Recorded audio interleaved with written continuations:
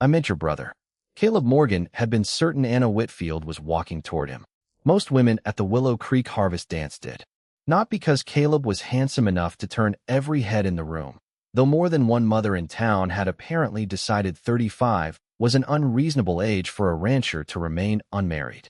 They came because he owned good land, healthy cattle, and a house large enough for a family. So when Anna crossed the crowded hall with her hand slightly raised, Caleb prepared the polite refusal he had used twice already that evening. Then she stopped in front of Samuel. Caleb's younger brother stared at her as though she had spoken in another language. Me? Samuel asked. Unless there's another Mr. Morgan hiding behind you. A nervous laugh escaped him. Samuel glanced at Caleb. He was 23, broad-shouldered from ranch work and better with frightened horses than most men Caleb knew. But put him beneath lantern light with 20 people watching, and he seemed to forget where to put his hands. I don't dance much, Samuel said. Neither does half this room. Anna held out her hand. We'll have plenty of company. Samuel looked toward the dance floor. Two young women nearby whispered to each other. They were not cruel girls. Caleb knew both families. But he also knew that particular glance. The one Samuel had learned to recognize before anyone could politely find another partner. Caleb opened his mouth, ready to give his brother an escape. Anna waited. She did not coax him, did not tell him there was nothing to be nervous about. She simply left her hand between them as though Samuel's answer mattered. Slowly he took it. The fiddler began another tune. Anna led Samuel onto the floor. His first turn came late. His second nearly sent them into an older couple. Then he stepped squarely on Anna's shoe. Samuel's face went red. Sorry. Anna looked down. Still attached. He blinked. What? My foot. We're doing fine. Something in Samuel's shoulders loosened. They tried again. Caleb remained beside the wall. He expected Anna to look around and see whether anyone had noticed her kindness. She never did. Her attention stayed on Samuel. When he missed the rhythm, she adjusted. When he got it right, she did not praise him like a child. She simply followed. By the middle of the song, Samuel was smiling. Caleb could not remember the last time he had seen his brother smile in a crowded room without immediately checking whether someone was laughing at him. The tune ended. Samuel released Anna's hand too quickly. Thank you, Miss Whitfield. Anna. Samuel swallowed. Anna. And thank you for the dance. She meant it. Caleb knew because Samuel seemed to know too. Anna walked toward the refreshment table. Samuel remained where she left him, staring after her with an expression halfway between disbelief and relief. You survived, Caleb said. Samuel looked at him. Barely. Saw you murder her shoe. Samuel groaned. I knew you saw that. Caleb smiled. Everybody saw that. Samuel's face fell. Caleb regretted the joke immediately, but before he could repair it, Samuel looked toward Anna. She was pouring cider and speaking with the schoolmaster as though nothing unusual had happened. She didn't laugh, Samuel said. Caleb followed his gaze. No, why'd she ask me? Caleb had been wondering the same thing. Later, when Samuel finally agreed to speak with one of the ranch hands near the door, Caleb found Anna outside on the hall steps. The night had turned cold. Music came through the walls behind them, softened by timber and distance. Anna held a cup of cider between both hands. Caleb stopped beside the railing. Miss Whitfield.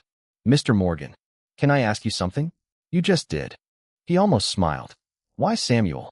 Anna looked through the open doorway toward the dance floor. Why Samuel what?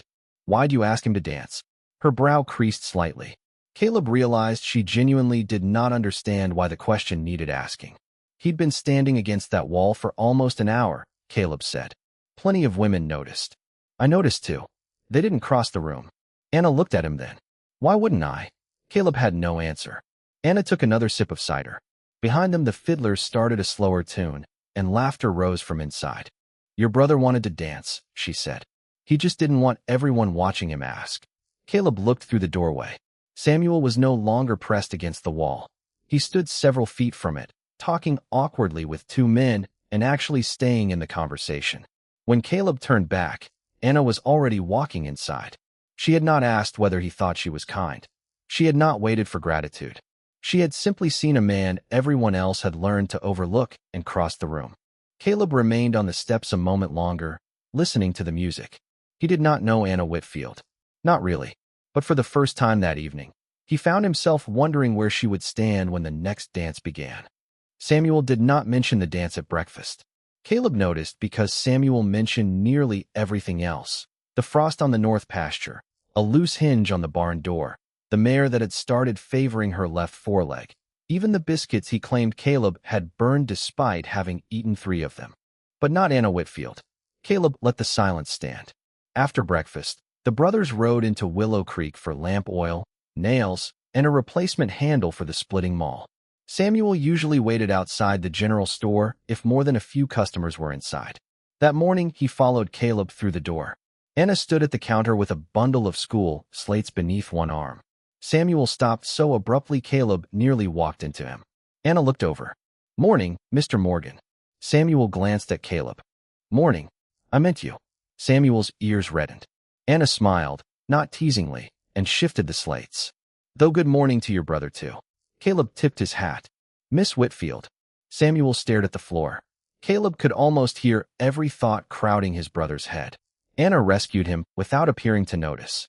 "Do you know anything about wood?" she asked. Samuel looked up. "Some." Caleb nearly laughed. Samuel had built half the cabinets at Morgan Creek and repaired everything from wagon spokes to barn rafters. "The schoolhouse has 2 benches trying to kill my students," Anna said.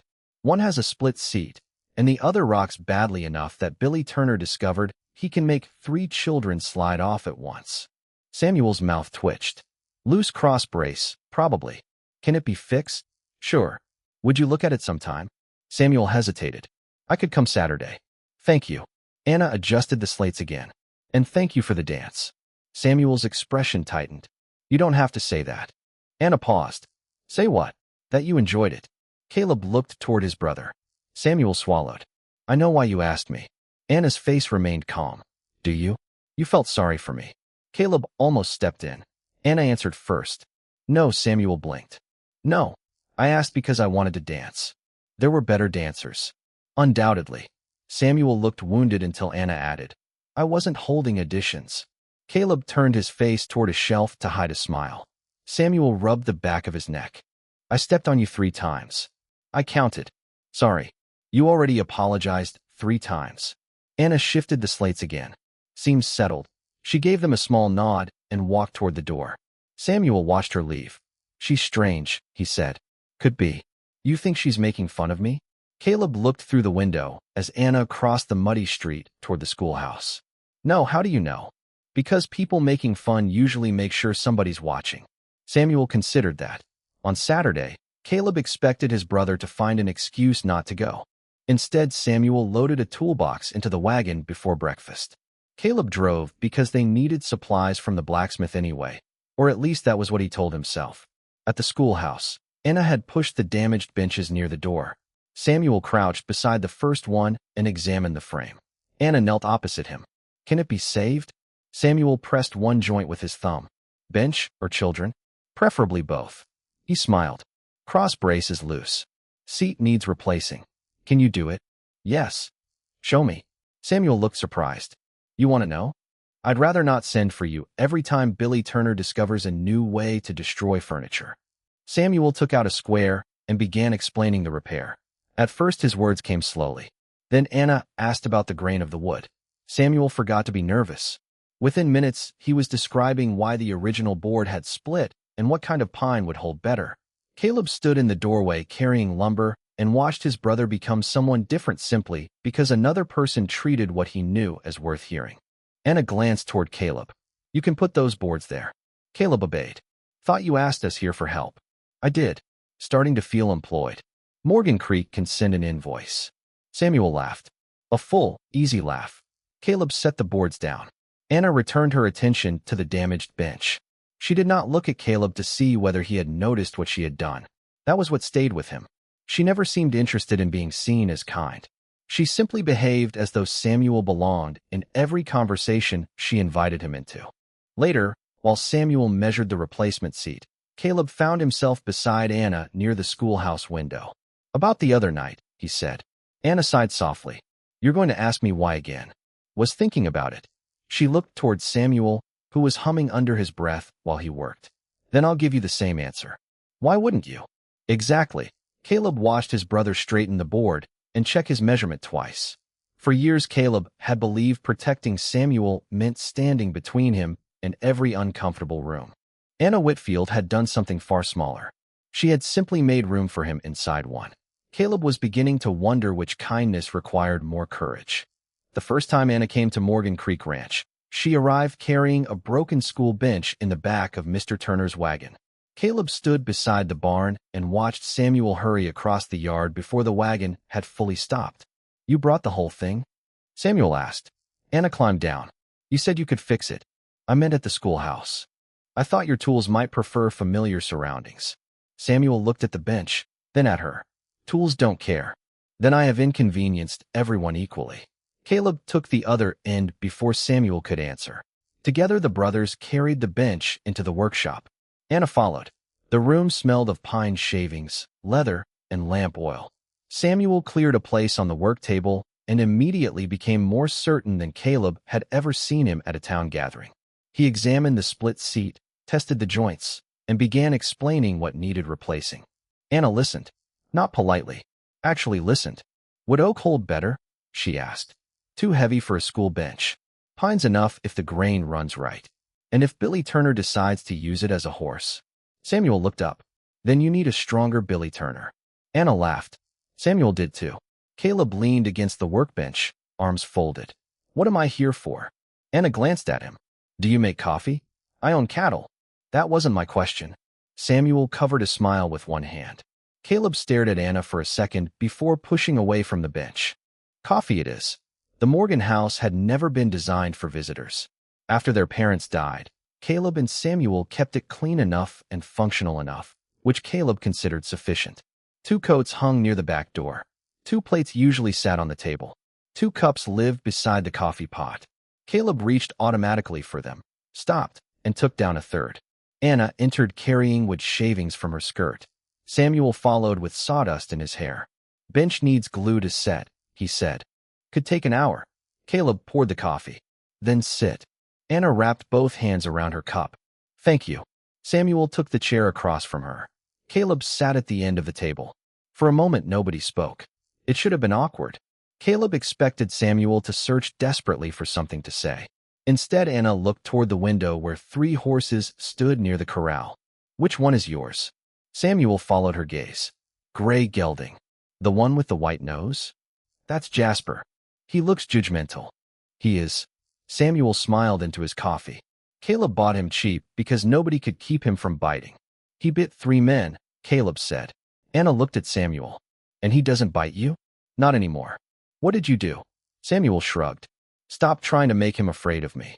The words quieted the table. Caleb watched Anna's expression soften, but she did not turn the moment into something larger than Samuel intended. "Seems sensible," she said. Samuel nodded. They moved on to talking about the school roof, winter hay, and whether Willow Creek would get snow before Thanksgiving. Samuel spoke more than Caleb had heard him speak to a stranger in years. Not because Anna filled every silence, but because she left enough room for him to enter it. When Samuel returned to the workshop to check the glue, Anna remained at the table. Caleb poured more coffee into her cup. "You don't have to keep doing that." She looked up. "Doing what?" "Making things easier for him." Anna considered the words. "I'm not. He barely speaks around people. He speaks around me." "Exactly." Anna looked toward the workshop door. "Maybe because I wait." Caleb had no immediate answer. She traced one finger around the rim of her cup. "Some people need a little more silence before they can find their place in a conversation. You figured that out from one dance."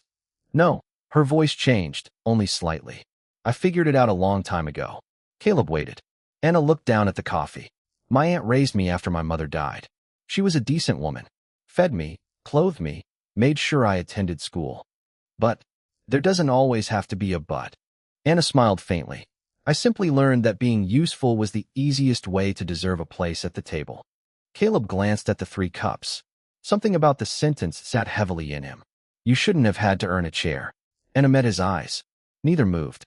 From the workshop came the scrape of wood, then Samuel calling. "Anna, you want to see this?" She stood immediately.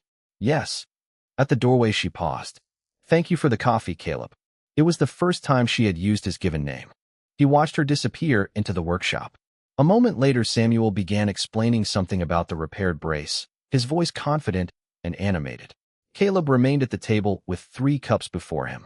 For years, Morgan Creek had felt complete with 2. He looked at the third one, still warm where Anna's hands had been, and for the first time wondered whether complete and accustomed were the same thing. By the time the second school bench was finished, Anna had stopped coming to Morgan Creek only when something was broken. Sometimes she brought papers for Samuel to look over because the school needed shelves. Once she arrived with a cracked slate frame and stayed long after Caleb repaired it. Another afternoon, she brought nothing at all except a jar of preserves she claimed Mrs. Turner had given her too many of. Caleb noticed these things without admitting that he noticed them. He also noticed that Samuel no longer disappeared into the barn whenever Anna's wagon came over the rise. "You're cutting that crooked," Anna said one Saturday. Caleb stopped his saw halfway through a pine board. "I am not." She leaned closer. "You are. Been cutting boards 20 years. Then you've had plenty of time to perfect doing it crooked." Samuel laughed from the other end of the schoolhouse. Caleb looked at his line. It was crooked. Board moved. Naturally. Anna handed him the square. Their fingers nearly touched. Neither reacted, though Caleb became unnecessarily interested in checking the measurement again. They had spent most of the morning repairing shelves along the back wall, while Samuel fitted new pegs near the coat hooks. The work settled them into an easy rhythm. Anna held boards while Caleb nailed them. Caleb passed tools without being asked. Silence no longer seemed like something either needed to fix. Near noon, Samuel left to collect hinges from the blacksmith. Anna sat on the schoolhouse steps with her lunch wrapped in cloth. Caleb lowered himself beside her, leaving enough space between them for propriety and perhaps a little more than necessary. Across the road, cottonwood leaves moved yellow in the autumn wind. "You were right about Samuel," Caleb said. Anna broke a biscuit in half. "That narrows nothing. I stand between him and things too much." She looked at him. "I never said that. You didn't have to." Caleb rested his forearms on his knees. "After our parents died, he was 14. I was 26. Somebody had to keep things together. So you did. Suppose I got used to it. Protecting him? Deciding when he needed protecting." Anna was quiet. Caleb glanced toward her. "You can tell me I was wrong. Would it help? Probably not. Then I'll save my breath." He smiled. "You do that often?" "Almost never." The smile remained longer than he intended. Anna looked toward the empty road. "Samuel knows you love him." Caleb's expression shifted. "I don't say it much. Some things get said other ways." "Like what?" "Making sure there's wood beside the stove before he wakes. Leaving the better horse saddled when you know he's going to town. Pretending you wanted lamp oil when you drove him to the schoolhouse." Caleb turned toward her. "You noticed that? You bought lamp oil the day before." He stared. Anna took another bite of biscuit. "School teachers notice things. Dangerous profession." Terribly. Wind moved a strand of hair across her cheek. She tucked it behind her ear. Caleb looked away before the gesture could become something he had no business remembering. "What about you?" he asked. "What about me?" "You said your aunt raised you." Anna's hands became still. "She did. You said being useful earned your place." "I said it was the easiest way." Caleb waited. After a moment, Anna continued. "My aunt wasn't cruel. That matters. I know. She had 4 children already. Then I arrived at 9 years old with 1 trunk and nowhere else to go." Anna rubbed a crumb between her fingers. "So I learned quickly. Set the table before anyone asked. Mend clothes. Mind the younger children. Never take the last biscuit. Because guests shouldn't become burdens." Caleb looked at her. "You were family." Anna gave a small smile. "Eventually."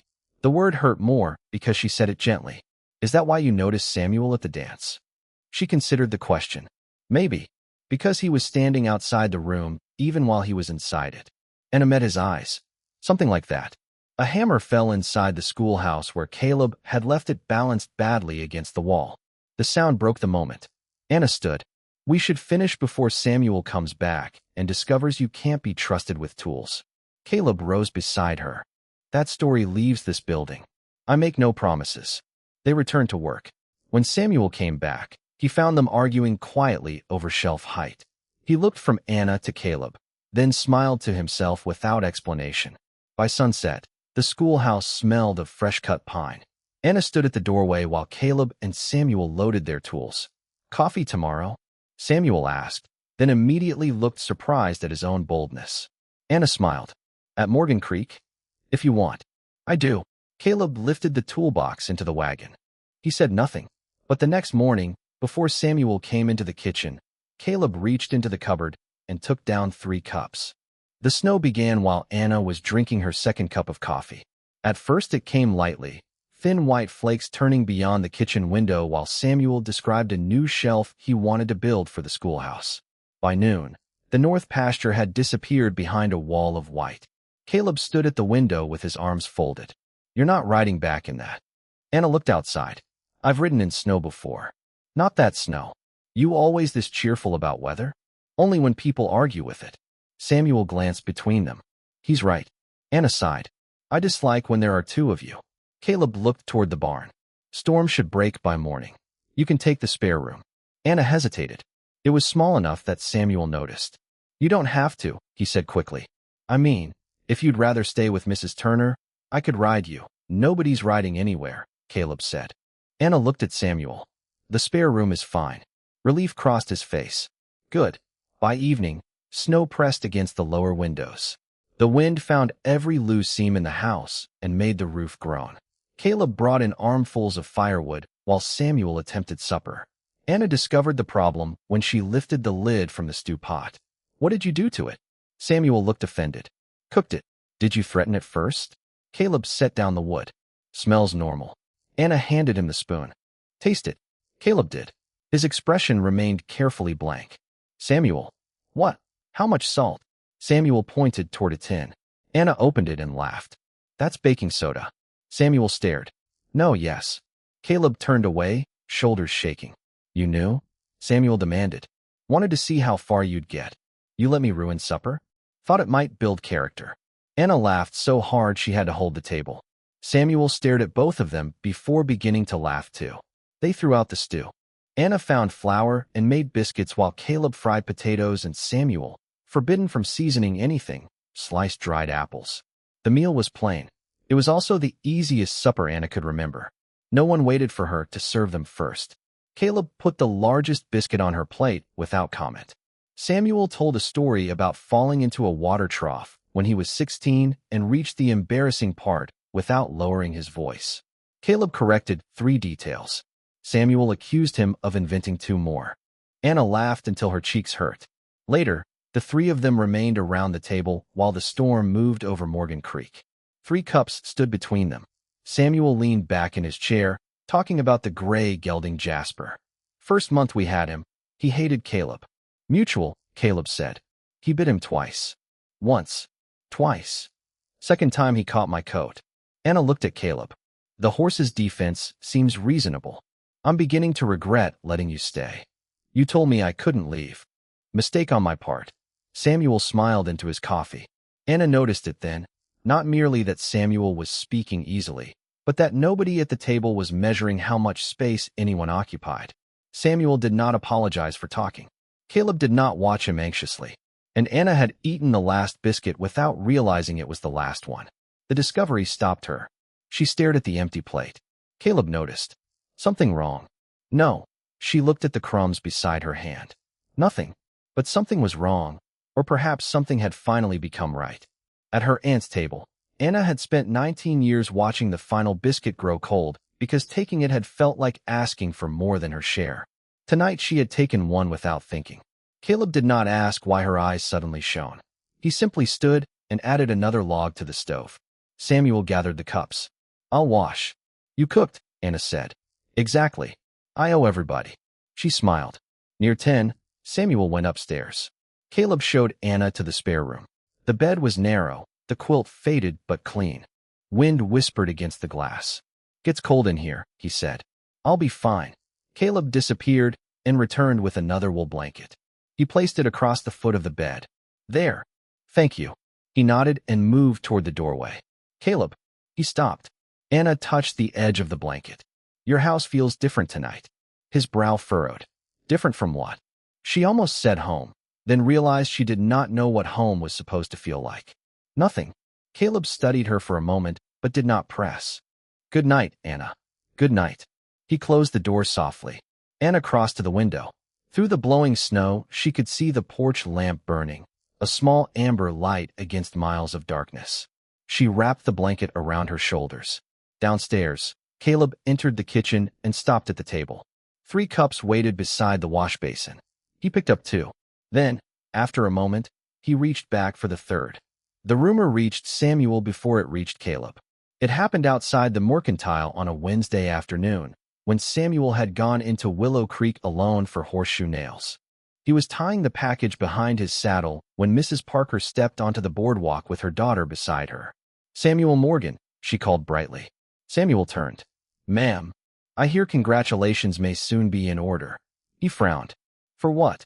Mrs. Parker smiled in the confident way of someone who believed everyone else already knew the joke. "Miss Whitfield, of course. Half the town has noticed how often she visits Morgan Creek." Her daughter touched her mother's sleeve. "Mama." "What?" "It's sweet." Mrs. Parker lowered her voice, though not enough. "A woman like Anna taking such an interest in a shy fellow. Kindness like that is rare." Samuel's fingers stopped on the saddle strap. "Kindness? Well, you know what I mean." Mrs. Parker finally noticed his expression. "I only meant she has a generous heart." Samuel nodded once. "Yes, ma'am." He mounted and rode home without the lamp oil Caleb had also asked him to buy. Anna came to Morgan Creek the next afternoon carrying a stack of school papers. Samuel saw her wagon from the barn and disappeared into the workshop. Caleb found him sharpening a plane blade that did not need sharpening. "Anna's here." "Saw. She brought measurements for the shelves. You can handle them." Caleb leaned against the doorframe. "Thought you wanted to finish those yourself." "Changed my mind." "Why?" Samuel kept working the blade against the stone. "No reason." Caleb watched him for several seconds. "You're going to grind that thing down to nothing." Samuel stopped. "Then buy another." Caleb's brow tightened. Before he could answer, Anna appeared outside the workshop. "Samuel?" His shoulders stiffened. "Afternoon." Anna held up the papers. "I measured the north wall twice. You were right about the window frame being uneven." "Good." She waited. "Could you look at these?" "Caleb can." Anna glanced toward Caleb, then back at Samuel. "I was asking you." "Doesn't matter." He set the blade down. "I've got work." Samuel walked past them without meeting her eyes. Anna watched him cross the yard. "What happened?" Caleb looked after his brother. "Don't know. He barely looked at me." "Noticed." Anna folded the papers more tightly than necessary. "Did I do something?" Caleb wanted to say no. He wanted to walk across the yard, corner Samuel, and pull the truth from him the way he had solved every difficulty since their parents died. Instead, he remembered the schoolhouse steps, deciding when Samuel needed protecting. "Ask him," Caleb said. Anna looked at him. "You won't." "Trying something new." "What?" "Staying out of it." That evening Samuel did not come to supper. His untouched cup remained beside his plate. The next morning, he left before Anna arrived to help finish the school shelves. By Saturday, he had found reasons to miss 2 meals with her and 1 trip into town. Anna stopped pretending not to notice. "He's avoiding me." Caleb drove a nail into the shelf frame. "Yes." "You know why." "I have a guess." "Which is?" Caleb hesitated. He had heard the talk by then. 2 ranch hands had repeated it without malice. Miss Whitfield and Samuel Morgan made an unlikely pair. Kind woman, taking notice of him. Lucky fellow. Each version sounded harmless until Caleb imagined Samuel hearing it. "People are talking," he said. Anna became still. "About Samuel and me?" Caleb nodded. "They think you're courting him." Color rose in her face. "Oh, and some think you're doing it because you feel sorry for him." Anna's embarrassment disappeared. "I don't." "I know." "Does Samuel?" Caleb looked toward the barn. "Right now?" "Probably not." Anna started toward the door. Caleb caught himself before telling her to wait. She stopped anyway. "You think I should go after him?" "Doesn't matter what I think." "That sounds suspiciously wise." "Don't spread it around." She almost smiled, then looked toward the barn again. "I never wanted to embarrass him." "You didn't." "He's embarrassed." "That isn't the same thing." Anna absorbed that. She did not go after Samuel. Instead, she returned to the shelf and picked up the measuring square. Caleb watched her work. He had expected relief when he decided not to interfere. Instead, restraint felt harder than action. He wanted Samuel happy. He wanted Anna to keep coming to Morgan Creek. And somewhere beneath both wishes lay another truth he had avoided naming. The house felt different when Anna was there. So did he.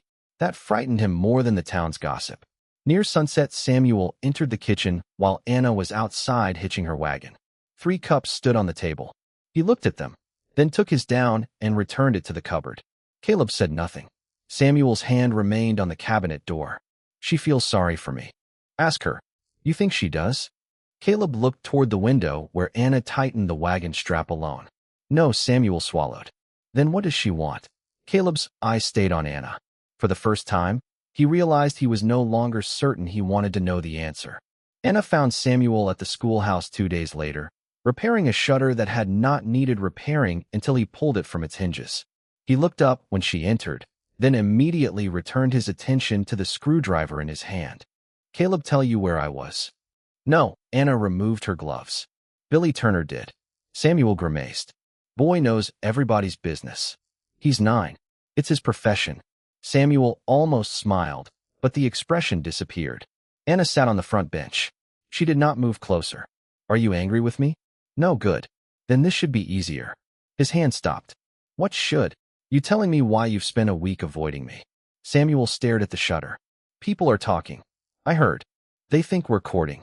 People also think Mr. Turner waters his whiskey. Samuel looked at her. He does. Poor example. Despite himself, Samuel laughed once. Anna waited until the sound faded. They think you feel sorry for me, he said. I know. Do you? No, Samuel's jaw tightened. You asked me to dance when nobody else would. Yes. You keep coming to the ranch. Yes. You asked me to fix things. Because you're good at fixing things. Anna.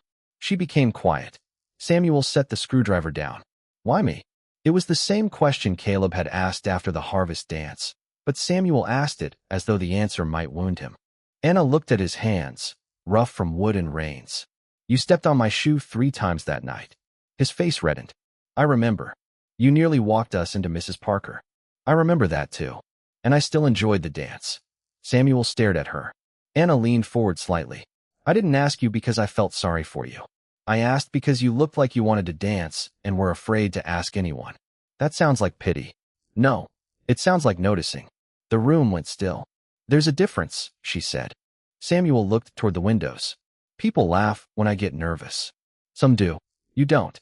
No, why? Anna considered him. Because being nervous isn't funny. Samuel swallowed. You make it sound simple. It is simple. That doesn't make it easy. He sat on the bench opposite her. I thought maybe you wanted me to become different. Samuel, I never needed you to be someone else. His eyes lowered. Anna let the silence remain. She had learned that silence could be a kindness when nobody used it to punish you. Finally, Samuel nodded. There's a winter social Friday. I heard. You going? I teach half the children decorating the hall. Apparently attendance is compulsory. Samuel smiled faintly. Maybe I'll go. Maybe you should. Will you dance with me? Anna smiled. If you ask me when we get there. Friday night. Caleb entered the town hall expecting to find Samuel beside the same wall where he had stood at the harvest dance. Samuel was not there. Caleb searched the room and found him near the cider table speaking with the blacksmith and his wife. Samuel's hands were in his pockets, and his shoulders were tense, but he had walked into the conversation himself. Anna stood across the hall helping 2 children straighten paper decorations. She had not rescued him. Caleb understood that immediately. She had simply reminded Samuel that he did not need rescuing. Later, when the fiddler lifted his bow, Samuel crossed the room.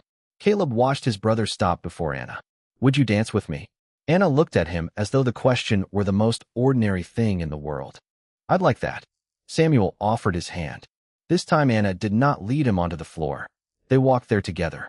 His first turn was still late. Anna smiled. Samuel laughed before anyone else could. Caleb felt something in his chest loosen. He's getting better. Caleb turned. Mrs. Parker stood beside him. Miss Whitfield has done wonders for that boy. Caleb looked back toward Samuel. He did that himself. Mrs. Parker blinked. I only meant, I know. His voice held no anger. So did I for a long time. When the dance ended, Samuel did not retreat to the wall. He stayed among the crowd. Then he looked across the room at Caleb. His gaze shifted deliberately toward Anna before returning to his brother.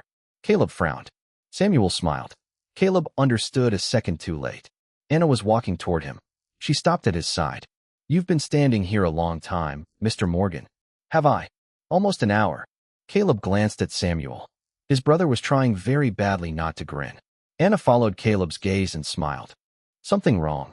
Beginning to suspect my brother notices too much. Dangerous habit. Music began again. Anna remained beside him, making no move toward the floor. Caleb looked at her hand. For the first time, he understood what Samuel must have felt that first night. Not fear of dancing, exactly, but fear of stepping into a place where wanting something meant risking being seen. Caleb lifted his eyes to hers. Before he could speak, Anna said softly, "I'm not going anywhere." Somehow, that made asking harder. Anna did not dance with Caleb that night. He almost asked. She almost waited. Then Samuel returned with cider, the fiddler changed tunes, and the moment passed without either of them reaching for it. 3 weeks later, Anna received a letter from Denver. She read it twice at her desk after the children had gone home. The position offered $20 more each month, a larger classroom, proper books, and quarters beside the school.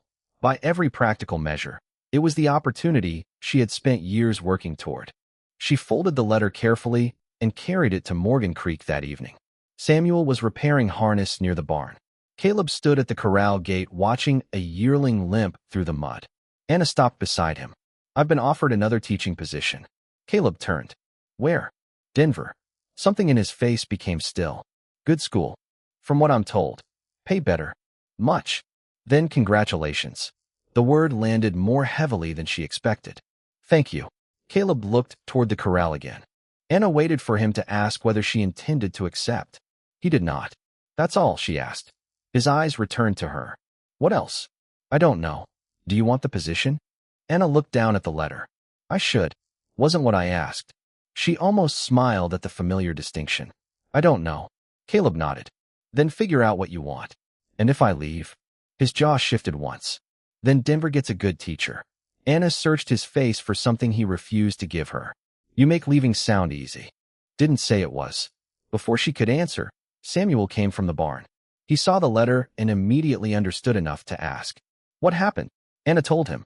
Samuel listened, then surprised her by smiling. "You should go." Caleb looked at him. Anna did too. "You want me to leave?" "No." Samuel wiped his hands on his trousers. "That's different." He glanced toward the house, then back at her. "You were the first person in a long time who made me feel like being afraid didn't mean I had to hide." Anna's throat tightened. "Samuel. So don't stay because you're afraid to leave." Caleb said nothing. Anna looked between the brothers. Months earlier, Samuel could barely ask her to dance. Now he was giving her permission to walk away from him. It felt like the kindest thing anyone had done for her. She accepted the Denver position. The morning she left, snow covered the edges of the road, but the sky was clear. Samuel loaded her trunk onto the stage. Caleb carried her smaller case. Neither man tried to persuade her. "Right," Samuel said. "I will. And don't tell anybody about the stew. I've already written the governor." Samuel laughed and hugged her before embarrassment could stop him. Then Anna turned to Caleb. For a moment, they simply stood there. "Goodbye, Caleb." "Goodbye, Anna." She wanted him to say something else. She hated herself a little for wanting it.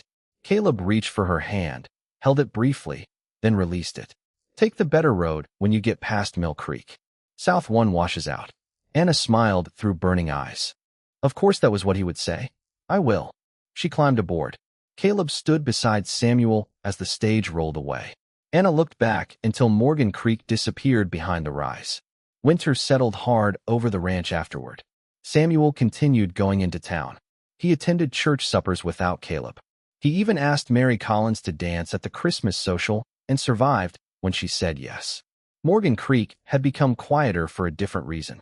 Caleb discovered it one morning when he reached into the cupboard before sunrise. He took down 3 cups. His hand stopped. The kitchen was empty except for Samuel pulling on his boots near the stove. Caleb stared at the cups. "Expecting company?"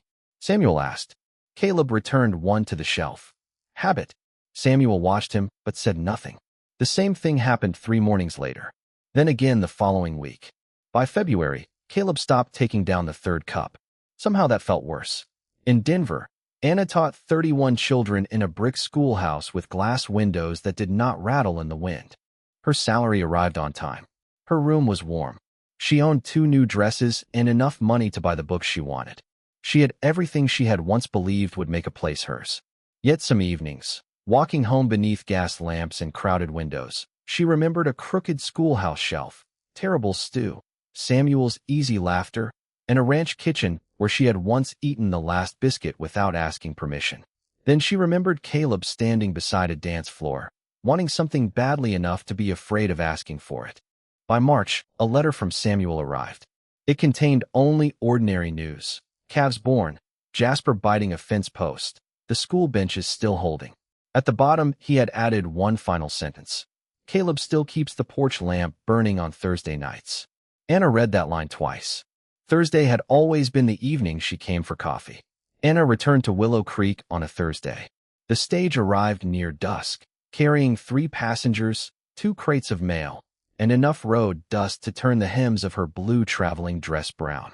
She stepped down before the driver could offer his hand and stood for a moment looking at the town she had left 4 months earlier. Nothing important seemed to have changed. The mercantile sign still leaned slightly to the left. Mrs. Parker still appeared to know who had arrived before the horses stopped moving. And somewhere beyond the western ridge, Morgan Creek would be settling into evening. Anna had written the school board before leaving Denver. Mr. Turner was retiring in June, and Willow Creek needed someone willing to take responsibility for the school permanently. Anna had accepted before buying her ticket. She had not written Caleb. That evening, the spring social filled the town hall with fiddle music and lantern light. Anna stood outside the doors longer than she intended. Then she heard laughter from within and entered. Samuel saw her first.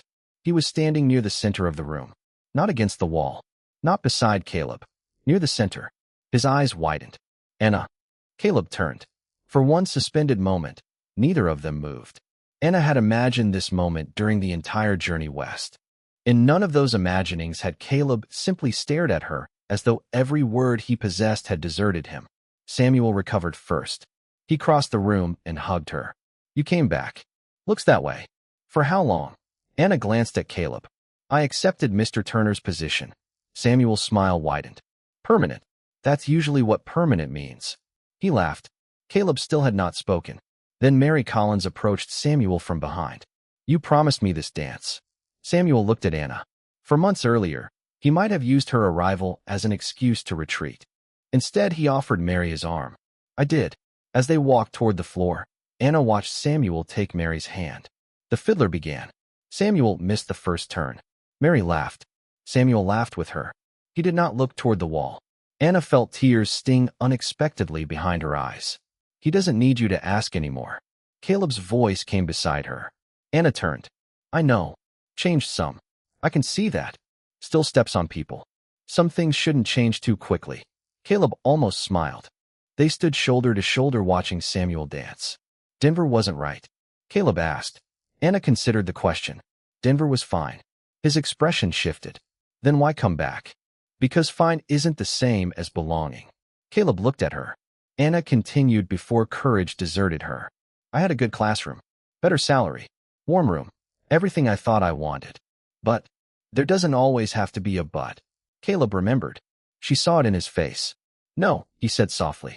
Suppose there doesn't. I left because I needed to know whether Morgan Creek mattered because it was familiar or because I chose it. And Anna looked around the hall, the children she had taught, neighbors she knew by name, Samuel laughing through another missed step. Then she looked at Caleb. I chose it. Something guarded in him loosened. Schoolhouse, you mean? That too. Caleb swallowed. Anna smiled slightly. Samuel doesn't need me to ask him anymore. No, Caleb looked toward the dancers, then back at her. I might. Anna waited. His hand moved once at his side, stopped, then finally lifted between them. Would you dance with me? She looked at his hand. The first time she crossed this room, she had offered hers to a man afraid of being seen. Now Caleb stood before her with the same uncertainty hidden beneath a steadier face. Anna placed her hand in his. I'd like that. Caleb led her onto the floor. Should warn you, he said. I'm worse than Samuel. Impossible. You'll see. He stepped on the edge of her shoe before the first minute ended. Anna looked down. Caleb froze. Sorry. She lifted her eyes. Still attached. He laughed then, a quiet sound she had never heard from him in a crowded room. They kept dancing. The next morning, sunlight spread across the Morgan Creek kitchen. Samuel came downstairs first and stopped beside the table. Caleb stood at the stove pouring coffee. Anna sat near the window with her sleeves rolled slightly above her wrists, reading over school papers she had brought from town. Samuel looked at the table. 3 cups. He smiled. Caleb handed one to Anna. She accepted it without thanking him, not because she was ungrateful, but because some kindnesses had finally become ordinary. Samuel sat. Outside, horses moved through new spring grass. The porch lamp had been extinguished with the dawn. No one at the table hurried to fill the silence. Anna reached for the last biscuit. She took it without looking to see whether anyone minded. Caleb watched her do it and said nothing. He only pushed the butter closer. And in the quiet morning light, with 3 cups on the table and nowhere else she needed to be, Anna finally understood that belonging was not the place where someone allowed you to stay. It was the place where you no longer had to earn your chair.